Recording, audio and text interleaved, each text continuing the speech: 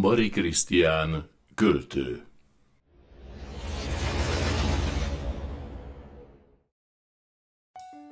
Jó napot kívánok, Bari Krisztián vagyok, író, költő és a Művészettel a Beteg Gyermekekre Alapítvány alapítója.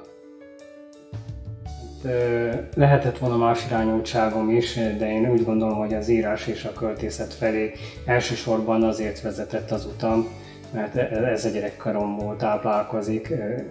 Tudni kell, hogy 86-ban volt egy nagyon komoly kullancsfertőzésem, ami egész életemre meghatározta a fizikai képességeimet, ugyanis agyverés, átrinzgerői bénulásom volt, amivel szinte teljes testem leállt, és hogy nagyon nehezen itt Budapesten a Heimpár és a Szent László kórházba egy éven keresztül építettek gyakorlatilag újjá, úgyhogy ezzel a maradványtünettel kellett folytatnom az életemet.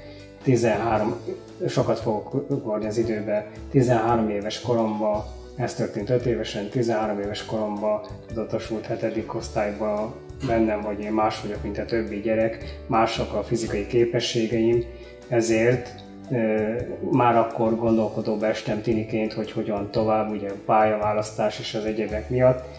Kikerültem 8. osztályból a ballagás után, érdekes, akkor utáltam olvasni.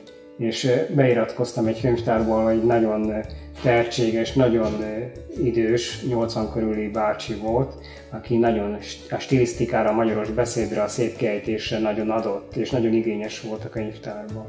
Nagyon sok mindenben tanított, és ő megszerettette velem a könyvek világát.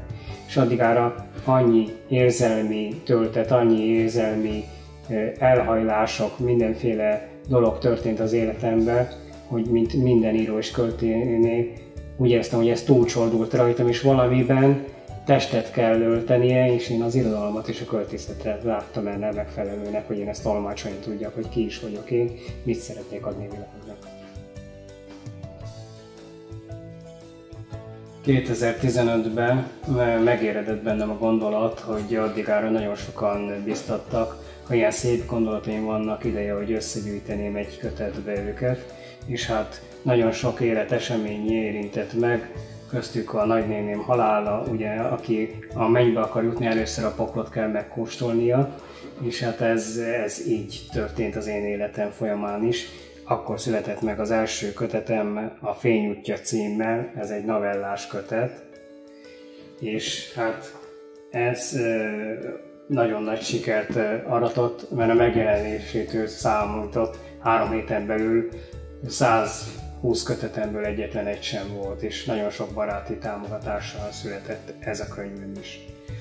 Aztán ezen felbuzdulva is akkor már több művészkörnek, mellettük a Cserhát művészkörnek, a kezdeti kisebb nevű művészeti csoportoknak, egy pinceklubnak, ahova a barátom is, Tej Gábor a barátom is járt, egy Mikus Vilmos művészeti vezető, Lovas Zsuzsanna tanárnő. Hát ők is, ott is 4-5 évet jártam le, és ott is rengeteget képeztem, próbáltam fejlődni autodidakta módon.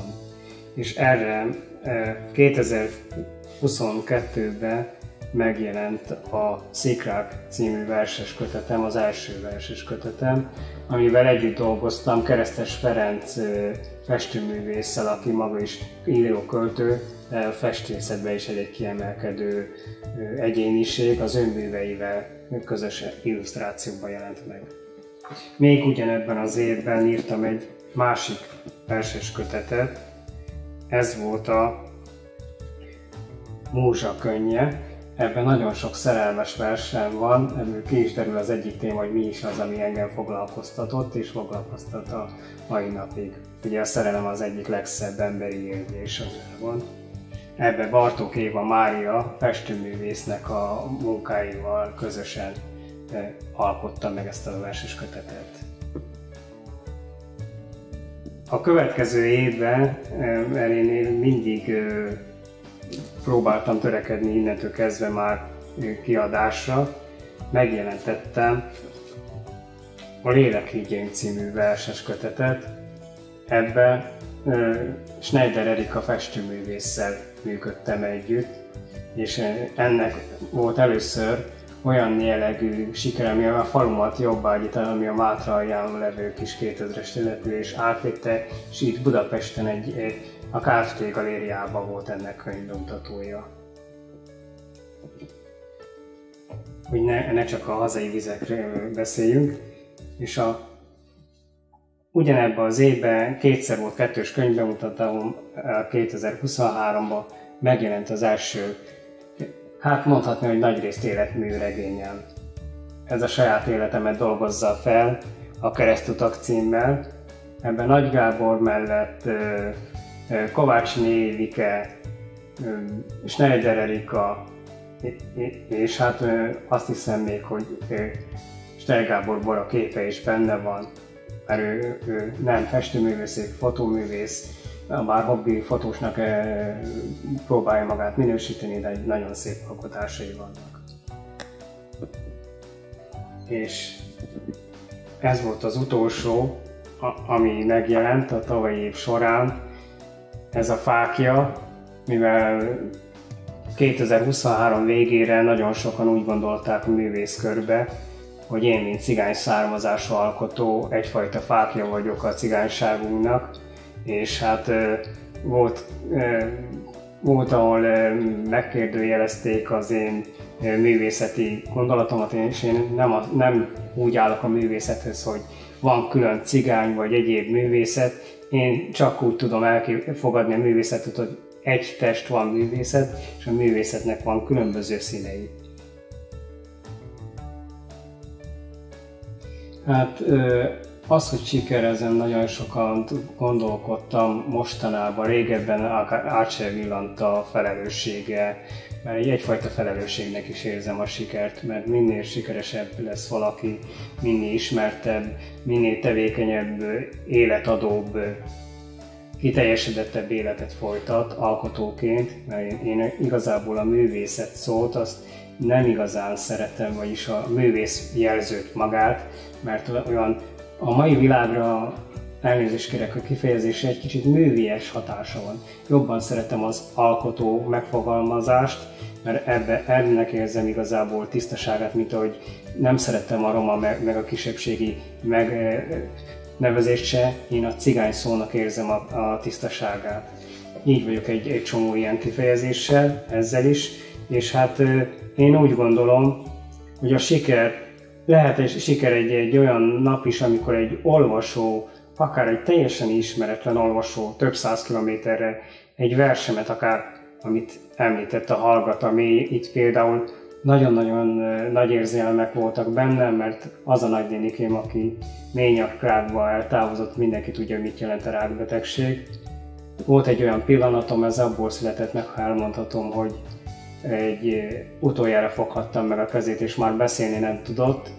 Én meg az érzelmektől nem tudtam beszélni, és egymás szemeiből olvastuk, hogy ő már azt kérte, hogy engedjem el, én meg még nem, azt szerettem volna, hogy még maradjon, és ez a maradjál és engedj el érzelemvilágból született meg ez a vers.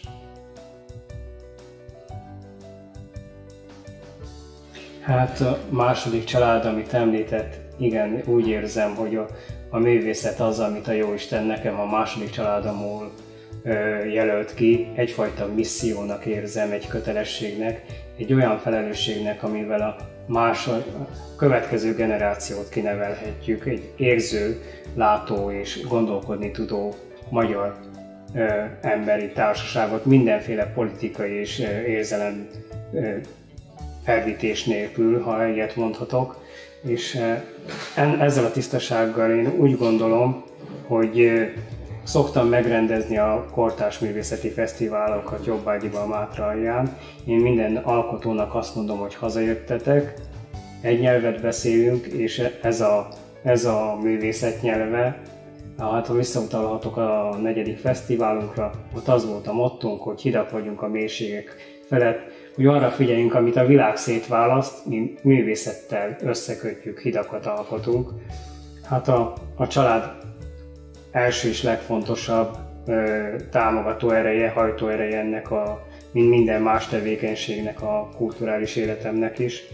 Hát a családomról annyit, hogy nincsenek gyermekeim, beteg a feleségem, családom nagy része beteg, bizonyos értelemben a teljes családomat a vállamra helyezte a Jóisten.